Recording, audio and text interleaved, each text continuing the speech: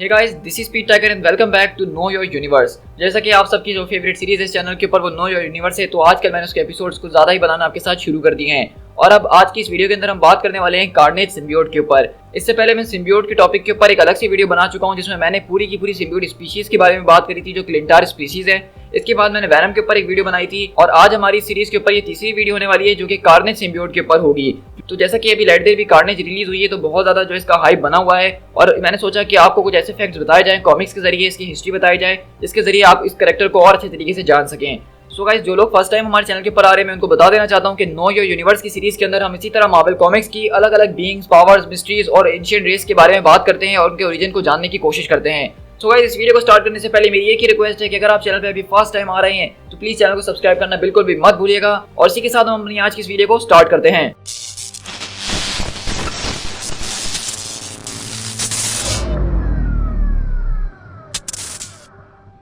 सबसे पहले अगर हम कार्नेज की जो है फर्स्ट अपीयरेंस की बात करें तो बेसिकली इसका जो फर्स्ट अपीयरेंस हुआ था कॉमिक्स के अंदर वो द अमेजिंग स्पाइडरमैन नंबर 361 के अंदर हुआ था जो कि अप्रैल 1992 के अंदर रिलीज किया गया था। अब कार्नेज को कॉमिक्स के अंदर सबसे पहले एज अ विलन इंट्रोड्यूस करवाया गया था जो कि सीधा विलन था स्पाइडरमैन और उसके आर्च एनिमी वेनम का। कार्नेज को जो क्रिएट किया गया था वो बाय राइटर डेविड मैकलेन और आर्टिस्ट मार्क बैगले ने जो है मिलकर इसको क्रिएट करा था। और उसकी फर्स्ट पब्लिकेशन के अंदर जो उसको पेंसिल आर्ट किया गया था वो क्रिस मेरिनन के जरिए किया गया था।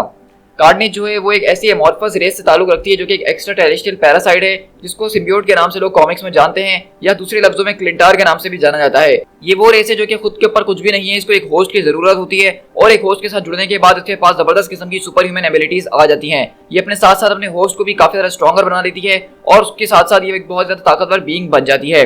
और अगर हम कार्नेज की बात करें तो बेसिकली ये ऑफ स्प्रिंग है वेनम सिम्बियोट का। आपको शायद ये बात ना पता हो लेकिन सिम्बियोट्स भी जो हैं वो भी रिप्रोड्यूस करते हैं और उनके रिप्रोड्यूस करने का तरीका बिल्कुल रैंडम होता है, वो कभी भी कहीं पे भी रिप्रोड्यूस कर सकते हैं। इस तरह कार्नेज जो है वो अपने सिम्बियोट के जनरेशंस के अंदर 999 के ऊपर आता है। वेनम जो इस पूरी की पूरी जनरेशन का 998 स्पीशीज था और इसी तरह वेनम ने आगे रिप्रोड्यूस करा तो वो 999 स्पीशीज बनता है। अब मैं आपको यहाँ पे एक और बात इंपॉर्टेंट बताते चलूं कि सिम्बियोट जब रिप्रोड्यूस करता है तो उसका अगला होने वाला सिम्बियोट जो होता है वो अपने पिछले सारे सिम्बियोट से ज्यादा ताकतवर होता है। तो ये बात यहाँ पे साफ तरीके से बता दी गई थी कि वेनम सिम्बियोट जो है उसने कार्नेज को पैदा करा है तो इसलिए कार्नेज जो है उसके पास वेनम की भी सारी एबिलिटीज उससे पहले जितने सिम्बियोट्स होके गुजरे हैं उन सब की एबिलिटीज भी उसके पास मौजूद हैं। हेंस कार्नेज जो है वो वेनम से ज्यादा ताकतवर है। और जो चीज कार्नेज को इतना ज्यादा खतरनाक किस्म का वायलेंट विलन बनाती है कॉमिक्स के अंदर वो उसका होस्ट है जिसका नाम क्लीटस कैसिडी है जो कि खुद दरअसल एक सीरियल किलर है। और क्योंकि सिम्बियोट की जो सबसे बड़ी चाहत होती है वो किसी भी चीज को बर्बाद करने की, हर तरफ केओस फैलाने की होती है। और क्लीटस कैसिडी जो कि खुद एक पागल और सीरियल किलर है, जब उसके साथ वो मिलता है तो उन दोनों का गोल एक ही होता है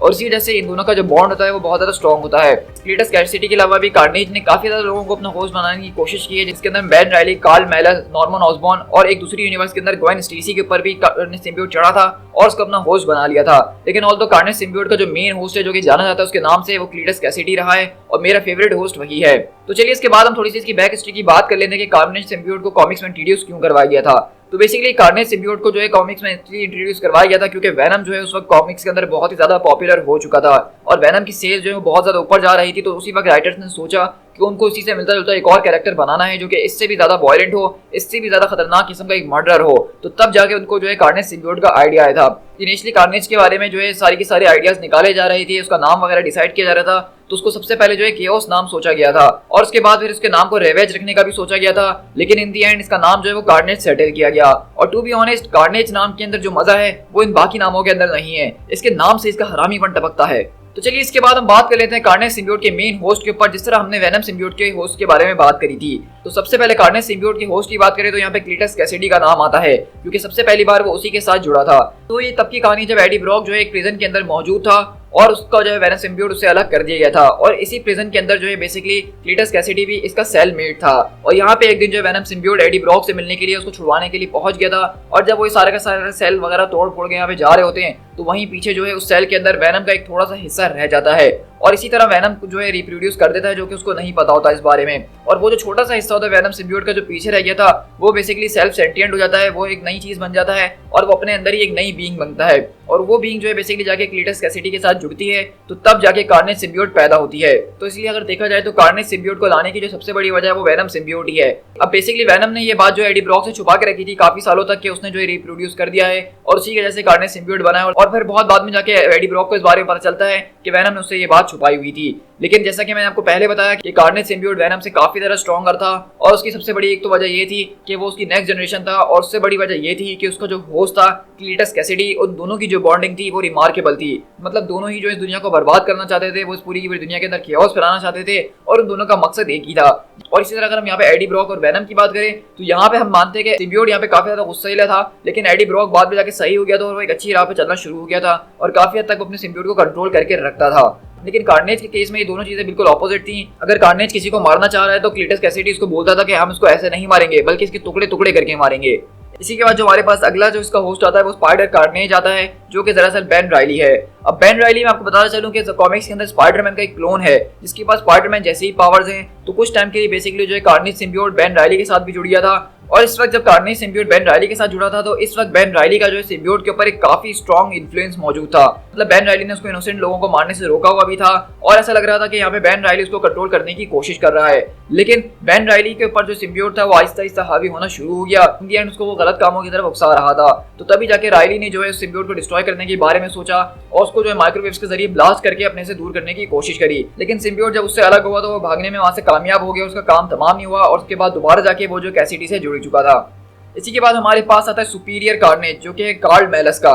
ये तब की कहानी है जब कैसिडी जो है वो बिल्कुल लोबोटोमाइज हो चुका था, वो सिम्बियोट के साथ नहीं था और इस वक्त जो है बेसिकली विजर्ड और क्लॉ ने जो है इस कार्नेज सिम्बियोट को हासिल करने की कोशिश करी थी। अब वो लोग अपनी फ्राइटफुल 4 को दोबारा से बना रहे थे और वो चाहते थे कि इस बार कार्नेज को वो अपनी टीम का हिस्सा बनाएं। और यहाँ पे बेसिकली उसके लिए इन्होंने जो है एक नया होस्ट चुना था जिसका नाम डॉक्टर मेलिस था। उन्होंने जो है डॉक्टर मेलिस को ये सिम्बियोट पहनाया था और इसको क्लॉ जो है अपनी साउंड की पावर से कंट्रोल करने की कोशिश कर रहा था, साथ साथ विजर्ड अपने गैजेट्स के जरिए इसको कंट्रोल में रखने की कोशिश कर रहा था। और इसीलिए इसको जो नाम दिया गया था वो सुपीरियर कार्नेज दिया गया था, क्योंकि इसके पास जबरदस्त किस्म के वेपन्स थे और ये बहुत ही ज्यादा दिखने में वायलेंट नजर आता था और इसके पास अपना काफी हद तक कंट्रोल भी मौजूद हुआ करता था और डॉक्टर मेलिस इसको ज्यादातर कंट्रोल किया करते थे। लेकिन इन दी एंड जैसा कि आपको पता ही है कि कोई भी सिम्बियोट किसी के पास ज्यादा टाइम तक रहता नहीं है और वो अपने ओरिजिनल होस्ट के पास वापसी लौट के कभी ना कभी चले ही जाता है। तो इसी तरह कार्नेज सिम्बियोट यहाँ से भी दोबारा अपने आप को छुड़वा के कैसिडी के पास पहुंच गया।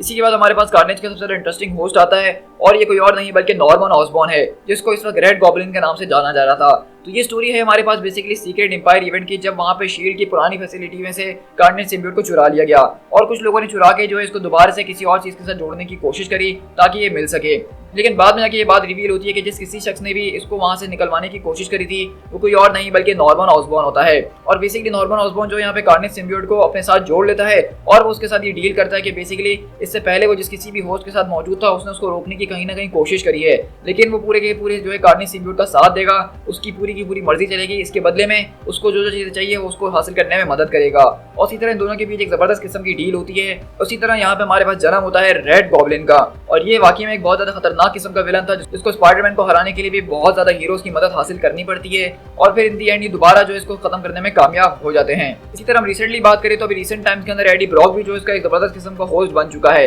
लेकिन ये उस सेंस के अंदर नहीं है जिस तरह के बाकी के होस्ट हैं। यहाँ पे बेसिकली एडी ब्रॉक जो है क्लीटस कैसिडी को हराने के बाद उसके सिम्बियोट को जो है अपने अंदर एब्जॉर्ब कर लेता है और उसको ये लग रहा था कि उसने उसको मार दिया है। और जब वो जाके एवेंजर्स को ज्वाइन करने की कोशिश कर रहा था तो अचानक उसको पता चलता है कि वो जो कार्नेज सिम्बियोट उसने अपने अंदर एब्जॉर्ब करा है वो मरा नहीं है, बल्कि वो उसको अंदर से इन्फ्लुएंस करने की कोशिश कर रहा है और अंदर से करप्ट करना चाह रहा है। और यहाँ पे बेसिकली बहुत ही ज्यादा लंबा चौड़ा जो है हमारे पास एक स्टोरी आर्क था जिसके अंदर एडी ब्रॉक जो है कार्नेज सिम्बियोट से लड़ रहा होता है और ये सारी की सारी जो फाइट ज्यादातर मेटाफिजिकल थी, यानी कि ये सब एडी ब्रॉक के दिमाग के अंदर चल रही थी। वो अपने दिमाग के जरिए कार्नेज सिम्बियोट से लड़ने की कोशिश कर रहा था, जहाँ पे बहुत ज्यादा बड़े बड़े कांड भी होते हैं, लेकिन इन दी एंड उसका जो बेटा डेलन होता है जिसके पास ये एबिलिटी मौजूद है कि वो किसी भी सिम्बियोट को कंट्रोल कर सकता है, उसको अपने इशारों में नचा सकता है, तो वही जो है इस कार्नेज सिम्बियोट को उससे दूर करता है। अब रिसेंटली हमें पता है कि जैसा कि किंग इन ब्लैक का जो इवेंट हुआ था उसके बाद सारे के सारे इविल सिम्बियोट्स को जो है एडी ब्रॉक ने डिस्ट्रॉय कर दिया था, लेकिन हमें ये बात पता चली कि बेसिकली कार्नेज सिम्बियोट जो है वो अलग जरूर हो गया है एडी ब्रॉक के साथ, लेकिन वो अभी भी मरा नहीं है। और हमें बात ये पता चलती है कि कार्नेज सिम्बियोट बेसिकली समंदर में जाके एक बहुत बड़ी मछली के साथ बॉन्ड कर चुका था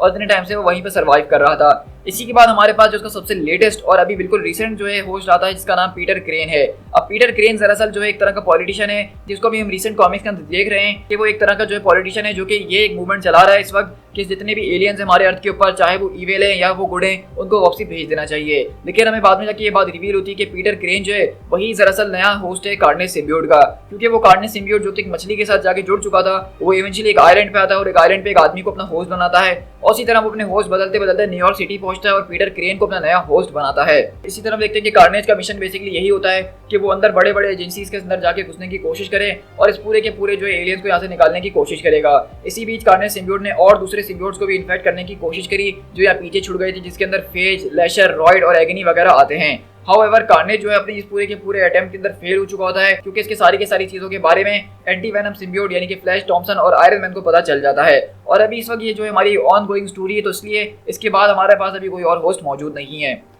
इसी तरह हम इसके छोटे छोटे दूसरे होस्ट की बात करें तो यहाँ पे जॉन जेमिसन भी आता है, जो कि बेसिकली इस वक्त जो है रेवेनक्रॉफ्ट प्रिजन के अंदर ही मौजूद था और बेसिकली यहाँ पे वो जो है पाइपलाइंस के जरिए यहाँ पे आ गया था और उसका इस्तेमाल करते हुए उसने यहाँ पे जो एक तरह की कियोस फैला दी थी अंदर। इसके बाद हमारे पास कार्नेज कॉस्मिक आता है और ये बेसिकली वो स्टोरी है जिसके अंदर कार्नेज सिम्बियोट जो है वो सिल्वर सर्फर के ऊपर चढ़ चुका था। अब जैसा कि मैंने आपको पहले बताया था कि सारे के सारे सिम्बियोट जो है वो सिल्वर सर्फर और गैलेक्टस से नफरत करते हैं, उससे डरते हैं, क्योंकि हिस्ट्री के अंदर एक वक्त ऐसा आया था जब गैलेक्टस ने पूरा का पूरा एक सिम्बियोट का प्लेनेट खत्म कर दिया था। और इसलिए सिम्बियोट्स के पास ये एबिलिटी होती है कि उनके दरमियान अगर कोई भी इस तरह का बहुत बड़ा इवेंट गुजरा होगा तो वो उनकी जेनेटिक मेमोरी बन जाती है। मतलब वो उनकी जो आने वाली नस्लें होती हैं उनको भी उस बारे में पता होता है कि उनके साथ क्या हुआ था और वो उनकी मेमोरी के अंदर छप चुकी होती है चीज़। तो यहाँ पे जैसा कि कार्नेज के पास ये मेमोरी मौजूद थी कि सिल्वर सर्फर कौन है, गैलेक्टस उनके साथ क्या कर सकता है, तो वो इस वक्त सीधा जो है सिल्वर सर्फर के साथ जाके बॉन्ड हो जाता है। अब यहाँ पे भी हमारे पास एक छोटा सा स्टोरी आर्क होता है जिसमें अलग अलग जबरदस्त किस्म की चीजें होती है, लेकिन इन दी एंड यहाँ पे जो सारे के सारे हीरोज मिला के सिल्वर सर्फर को उससे अलग कर देते हैं और वो सिम्बियोट वापसी लौट के कैसिडी के पास चले जाता है। इसके बाद हमारे पास जो है विजर्ड, उसको भी कुछ टाइम के लिए होस्ट बना था और ये तब की कहानी है जब बेसिकली सुपीरियर कार्नेज वाला जो पूरा का पूरा दौर चल रहा था, जहाँ पे क्लॉ और विटमैन ने मिलकर जो है इसको कंट्रोल करने की कोशिश करी थी। तो उसी बीच एक सीन ऐसा भी आया था जहाँ पे विटमैन जो है वो भी इस पूरे के पूरे सिम्बियोट के साथ जुड़ चुका था। इसी तरह हमारे पास कार्ला एंगर का जो एक कैरेक्टर आता है जो कि बेसिकली साइंटिस्ट थी जो कि इस पूरे के पूरे सिम्बियोट के ऊपर स्टडी कर रही थी, लेकिन उसको ये बात पता नहीं होती कि जब वो अपने घर जाती है वापसी तो सिम्बियोट का कुछ हिस्सा जो उससे जुड़ चुका होता है और वहाँ पे जाके कार्नेज उसके ऊपर पूरी की पूरी फॉर्म ले लेता है और वहाँ पे वो अपने उस हस्बैंड को मार देती है जो कि उसको बहुत ज़्यादा परेशान किया करता था। लेकिन इसी तरह हम देखते हैं कि कार्नेज सिम्बियोट जो है बेसिकली उस पूरी की पूरी डॉक्टर को यानी अपनी होस्ट को ही मार देता है और वापसी कैसिडी के पास लौट जाता है। इसके अलावा हमारे पास गॉब्लिन चाइल्ड आता है जो कि नॉर्मी ऑसबॉर्न है और ये बेसिकली रेड गॉब्लिन वाली कहानी है। और इसी बीच जब हम देखते हैं कि जब कार्नेज सिम्बियोट उससे एकदम के लिए अलग होता है तो वो उसके बेटे नॉर्मी ऑसबॉर्न के साथ भी जाकर जुड़ जाता है और तब जाके वो गॉब्लिन चाइल्ड कहलाता है। और ये स्टोरी भी वैसा ही है, इसके बाद इससे भी जो है कार्नेज सिम्बियोट छीन लिया गया था। इसके अलावा अब हम बात कर लेते हैं कार्नेज सिम्बियोट के कुछ ऑफ स्प्रिंग्स की, यानी कि उसने कौन कौन से सिम्बियोट्स को प्रोड्यूस करा है या कौन कौन से सिम्बियोट्स बनाने की वो वजह है। तो सबसे पहले जो हमारे पास ऑफ स्प्रिंग आता है कार्नेज का वो कोई और नहीं बल्कि टॉक्सिन सिम्बियोट है। ये पूरी की पूरी सिम्बियोट लीनियज के अंदर जो है 1000 नंबर पे आता है और जिस तरह के वेनम ने कार्नेज को पैदा करा था इसी तरह कार्नेज ने जो वो टॉक्सिन को पैदा करा था। अब टॉक्सिन जो है माना जाता है कि वो कार्नेज, वेनम और से पहले जितने भी सिम्बियोट्स हैं वो सबसे खतरनाक, डेंजरस और पावरफुल है। और टॉक्सिन का जो बेसिकली होस्ट होता है वो कोई और नहीं बल्कि वो पुलिस ऑफिसर पैट्रिक मुलिगन होता है, जिसको हम रिसेंटली जो है वेनम लड़ती हुई कार्नेज मूवी के अंदर हमने देखा ही है। लेकिन टॉक्सिन की जो सबसे ज्यादा मजेदार बात यह है कि ये एक बहुत ज्यादा ओपी कैरेक्टर है और उसकी जो उससे भी बड़ी बात है वो ये है कि ये पहला सिम्बियोट था कॉमिक्स के अंदर जिसको हीरो की तरह इंट्रोड्यूस किया गया था। मतलब स्पाइडरमैन ने जो है पैट्रिक मुलिगन को समझाया था कि किस तरह से उसके पास एक रिस्पॉन्सिबिलिटी है और वो अच्छे काम कर सकता है और उसी तरह उसने पूरे के पूरे टॉक्सिन सिम्बियोट को अपने कंट्रोल में रखा था और वो स्पाइडरमैन का काफी बार साथ भी दे चुका है। इसके बाद कार्नेज के पास जो एक बार डार्क होल्ड लग गई थी जिसके जरिए उसने एल्डर गॉड किथॉन को अपने पास सामान करने की कोशिश करी थी और उसके जरिए कार्नेज सिम्बियोट जो है बहुत ज्यादा पावरफुल बन चुका था और इसी पावर्स के बीच उसके पास एक एबिलिटी आ गई थी कि वो अपने और ज्यादा ऑफशूट्स पैदा कर सकता था। तो इस बीच उसने अपने 3 अलग अलग और जो है ऑफस्प्रिंग्स को जन्म दिया था, जिसमें से एक का नाम रेस था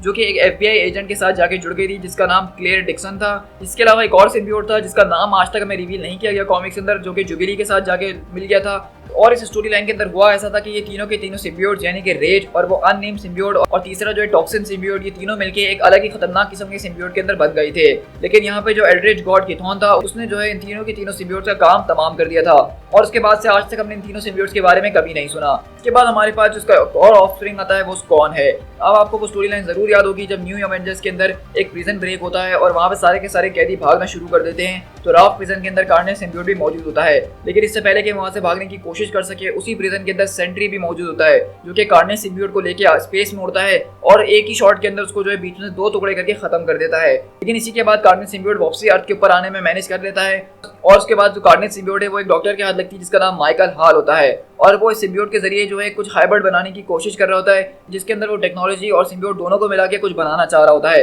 लेकिन इवेंचुअली कार्नेज सिम्बियोट जो है उस फैसिलिटी से और उस कंटेनमेंट सेल से भागने में कामयाब हो जाता है और उसके लिए वो एक नाम टेनिस नीव्स होता है और उसके जरिए वो वहां से भागने की कोशिश करता है। लेकिन जब यहाँ पे कार्नेज सिम्बियोट भागने की कोशिश कर ही रहा होता है तो तभी वो अपने पीछे अपना एक ऑफस्प्रिंग छोड़ जाता है। जिस तरह वेनम जो है अपना एक ऑफस्प्रिंग छोड़ गया था उस प्रिजन के अंदर जो कि कार्नेज बना था, इस तरह कार्नेज भी अपना एक ऑफस्प्रिंग छोड़ देता है जो कि उस प्रोथेसिस के साथ जुड़ जाता है जो कि वो डॉक्टर बनाने की कोशिश कर रहा था, और उसकी मदद से वो जो है क्लीटस को रेस्क्यू करने की कोशिश करता है। लेकिन ये जो नया सिम्बियोट था जो कि नाइफ्स के साथ जुड़ा हुआ था उसको शरीक जो है अपने काबू में कर लेती है, और जब इन दोनों के बीच लड़ाई हो रही होती है तो और तभी जाके हमारे पास एक नया सिम्बियोट बनता है जिसका नाम होता है स्क्रॉन। स्क्रॉन जो है बेसिकली वो शरीक को फोर्स करता है कि वो अपनी सोनिक पावर इस्तेमाल करे कार्नेज के ऊपर उसको वीक करने के लिए। उसके बाद शरीक यानी कि स्क्रॉन जो है वो जो है कार्नेज से काफी ज्यादा मुकाबला भी करती है ताकि वो पूरे के पूरे टाउन को बर्बाद ना कर सके। अब हम बात कर लेते हैं कार्नेज सिम्बियोट की कुछ पावर एंड एबिलिटीज के ऊपर। तो सबसे पहले अगर हम इसकी पावर्स के ऊपर बात करें तो आप ये जानती हैं कि कोई भी सिम्बियोट अपने होस्ट के साथ जुड़ता है तो एक जबरदस्त किस्म की सुपर ह्यूमन इसको स्ट्रेंथ देता ही है। अब कार्नेज के केस में उसने जो अपना कलर चूज करा है वो रेड एंड ब्लैक किया है। इसके अलावा जो पावर्स वेनम के पास मौजूद यानी कि दीवारों पर चलने की और अपने अंदर से वेब प्रोड्यूस करने की वो भी कार्नेज के पास मौजूद होते हैं।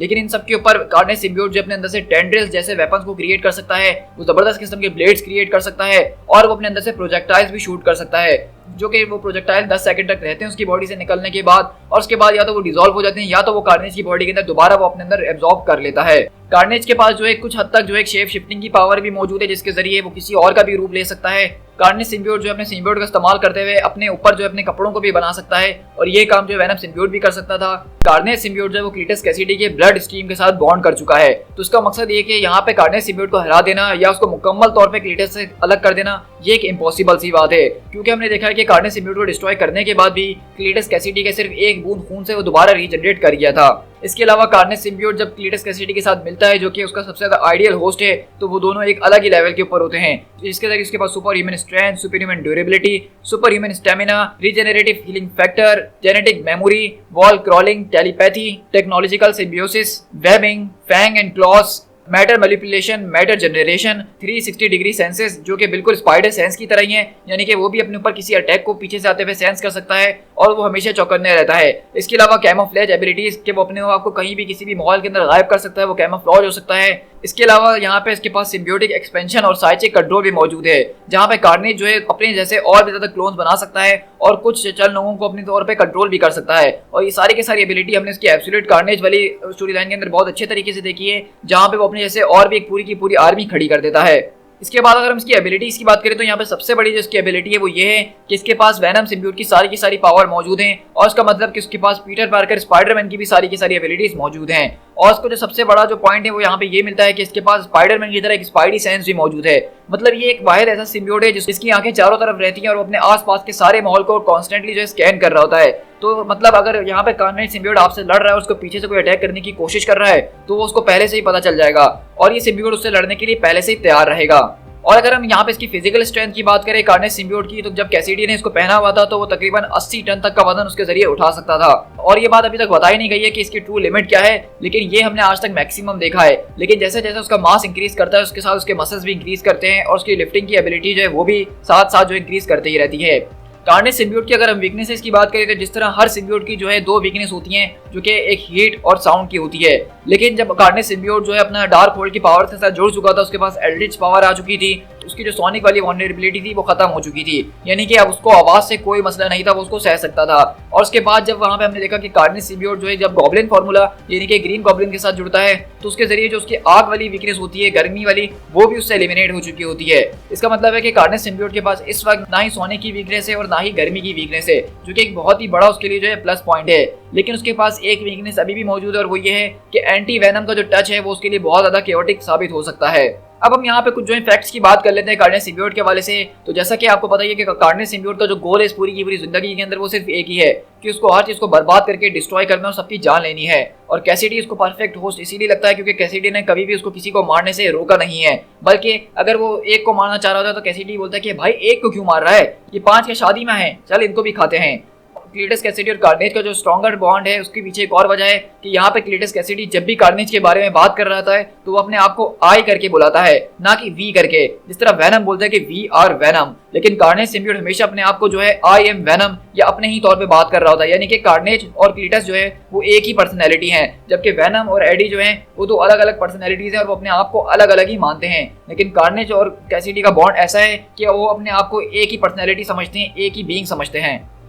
इसके अलावा जब कार्नेज सिम्बियोट ने टॉक्सिन को बर्थ दी थी तो उसके बाद से कार्नेज सिम्बियोट को कॉमिक्स के अंदर ऐसा बताया जा रहा था कि वो एक फीमेल है और उसको जब भी प्रोनाउंस किया जाता था तो फीमेल के तौर पे ही किया जाता था। लेकिन रिसेंट टाइम्स के अंदर इस चीज को दोबारा से रेडकॉन किया गया और कार्नेज को दोबारा से ही करके जो है प्रोनाउंस किया जाने लगा। तो इस वीडियो को खत्म करने से पहले अगर हम कार्नेज के ऊपर नजर डालें कि किस तरह से कॉमिक्स और पूरा का पूरा जो जनरल मीडिया है उसके अंदर उसने अपना अच्छा खासा नाम कैसे कमाया। तो कार्नेज सिम्बियोट बेसिकली जो कॉमिक्स के अंदर 90s में रिलीज किया गया था और 90s से लेके आज तक जो है कार्नेज सिम्बियोट कॉमिक्स के अंदर एक बहुत ज्यादा पॉपुलर कैरेक्टर रहा है। और उसकी पॉपुलैरिटी की वजह यह है कि वो बहुत ज्यादा वायलेंट है, वो बहुत ज्यादा डेंजरस है और स्पाइडरमैन और वेनम को जो है अपने डिफरेंसेस को साइड पे रख के कार्नेज से मुकाबला करना पड़ता है ताकि सिर्फ उसको वो हरा सकें। और यही वजह है कि कार्नेज सिम्बियोट जो है आज एक बहुत ज्यादा पॉपुलर कैरेक्टर बन चुका है कॉमिक्स और पॉप कल्चर दोनों के अंदर ही। और कार्नेज सिम्बियोट को अब तक जो है बहुत ज्यादा अलग अलग मीडियाज के अंदर में दिखाया जा चुका है कॉमिक्स के अलावा। जिसमें हम सबसे पहले वीडियो गेम्स की बात करें तो वीडियो गेम्स के अंदर कार्नेज सिम्बियोट को बहुत टाइम से ही दिखाया जा रहा है उसको अलग अलग रूप के अंदर। और हमेशा जो उसका होस्ट है वो ज्यादातर क्लीटस कैसिडी दिखाया गया है क्योंकि क्लीटस कैसिडी और कार्नेज जो है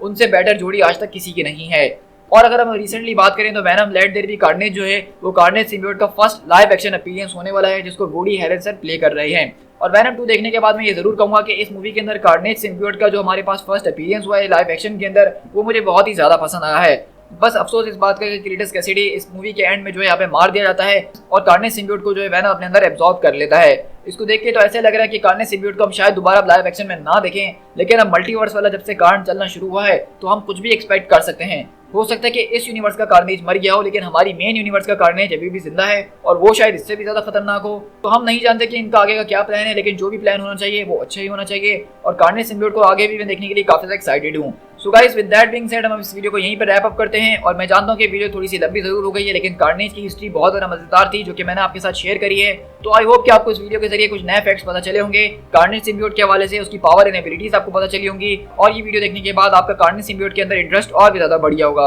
सो गाइस आप मुझे कमेंट करके जरूर बताइएगा कि आपको मेरी वीडियो कैसी लगी है और ये बताइए कि सारे के सारे सिम्बियोट में से आपका फेवरेट सिम्बियोट कौन सा है। पर्सनली मेरा जो फेवरेट सिम्बियोट है वो वेनम ही है नंबर 1 पे और उसके बाद मैं कार्नेज को नंबर 2 पे रखना चाहूंगा। तो आप लोग कमेंट डाउन करके जरूर बताइएगा कि आपका फेवरेट सिम्बियोट कौन सा है। साथ ही साथ अगर आप चैनल पर नए आए हैं और अगर आपको ये वीडियो पसंद आई है तो चैनल को सब्सक्राइब करना बिल्कुल भी मत भूलिएगा। हम इसी तरह अपने चैनल के ऊपर मार्वल कॉमिक्स और मूवीज के हवाले से डिस्कशंस करते रहते हैं। तो अगर आप हमारे चैनल के ऊपर इस सारा का सारा ऑसम कंटेंट एंजॉय करना चाहते हैं तो चैनल को सब्सक्राइब करना बिल्कुल भी मत भूलिएगा और बेल आइकन जरूर दबा दीजिएगा। साथ ही साथ मुझे फेसबुक और इंस्टाग्राम पे फॉलो करना ना भूलिएगा जहाँ पे मैं कॉमिक्स और मूवीज के हवाले से फैक्ट्स और न्यूज आपके साथ शेयर कर ही रहा होता हूँ। तो अगर आप बिल्कुल अपडेटेड रहना चाहते हैं पॉप कल्चर के हवाले से तो इंस्टाग्राम पे फॉलो करना और यूट्यूब पे सब्सक्राइब करना तो बिल्कुल भी मत भूलिएगा। So guys this is Peter, मिलते हैं अपनी किसी और नो योर यूनिवर्स की वीडियो के साथ। Till then thank you so much.